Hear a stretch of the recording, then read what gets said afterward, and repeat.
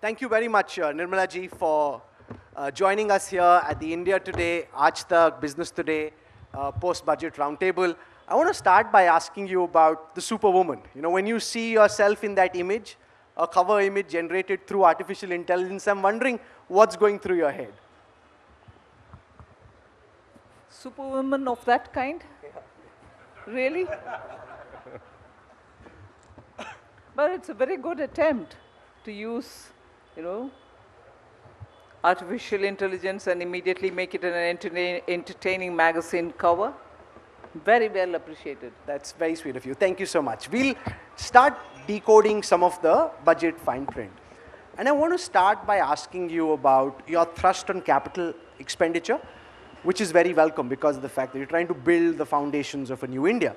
But from Mr. Chidambaram to Sonia Gandhi ji, several voices in the opposition have come out and said that this is at the cost of the Aam Aadmi, that a lot of the social welfare schemes are either flat or tending downwards. John Drez, in fact, has a piece which he's put out saying, adjusted for inflation, most social welfare schemes are actually now at allocations lower than 2013-2014. So how do you respond to the likes of Sonia Gandhi, Mr. Chidambaram, John Drez? Let's start from there and then we'll dive in. Well, if it's what you've said, if that's what they've said, not right at all. Because the spending for capital expenditure, we can all talk about to whom it goes, how it goes, who benefits from it, state a lot of fundamental facts. But at the cost of social welfare, I'm not sure if they've done their work. It's all right. They could have given an initial comment. I invite them to go and look into the details of the budget. If they're alluring to Mahatma Gandhi Rural Employment Guarantee Scheme, it always starts at a time of the budget with a certain number. And because it's a demand-driven program, it keeps adding as and when there's more demand.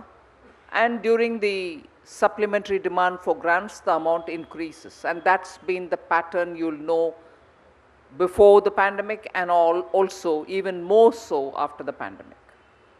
So actually, therefore, where is it dropping? Where is it even plateauing? So if you look at the past records, past 2 years, and now, I'm not even going prior to the COVID pandemic, there's never been a drop. If anything, we clearly, steadily build on it as and when the demand comes, one. Second, if you're just focusing your attention on Mahatma Gandhi Rural Employment Guarantee Scheme, sorry, you're missing out on many more things.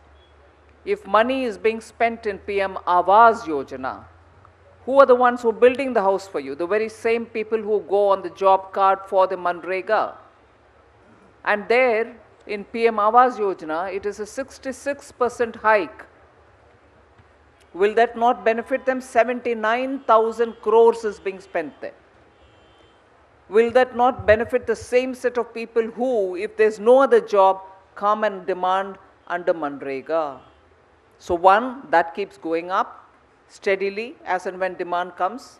The other, even at the BE, we've given a higher allocation through PM Awas Yojana. And also, the big number for water programs, Jal Jeevan Mission, that's a grant going from the center. Even Jal Jeevan Mission's work happens in the rural areas. Building water tanks, taking water connections to the villages and from the villages to the households. These are the very same work which a Manrega worker would do. Now, is that not being utilized for the very same people who need that? Have they had a look at all this? So is there a comprehensive picture that you've seen and then you're telling me I've reduced? No, sorry. So I think quick response I can accept, which is just I've heard the budget, so I want to comment. But please spend some time, look at it, and then come back to me if I've reduced it. Udayan? Mr. Sitharaman, other than the members of the Congress party who criticize this aspect, I think generally this 10 lakh crore capex figure has been applauded by everybody. But the question which I have is, given the sectors that you've targeted these to, roads, railways, defense, do you think each of them have the capacity to absorb numbers of this magnitude? And whatever your outlay is, will they actually be converted into contracts and projects on the ground? How confident are you about that? Well, in the past 2 years, steadily the appetite for capital expenditure has gone up in various departments, inclusive of the three that you've named. And in the three, I request you to look at what has happened in the last year. In the last year, if you'd recall, in the Lok Sabha, talking about the supplementary demand for grants, I openly said there that I'm even giving 10,000 crores more even for this year, because railways are clearly moving ahead speedily in changing a lot of things which have been waiting for decades. So railways, Udan, for instance, reviving all those Second World War time runways which were built in tier 2, tier 3 cities. Civil aviation is growing in India. They need more airports, more facilities, more also for their cargo. Civil aviation has a big capacity to absorb. Roadways has already shown it. NHAA has already shown it. So, and of course defense. So, even within the central government's departments, there are clear departments with that kind of an appetite, not only to absorb, but to implement in a time-bound manner and show it.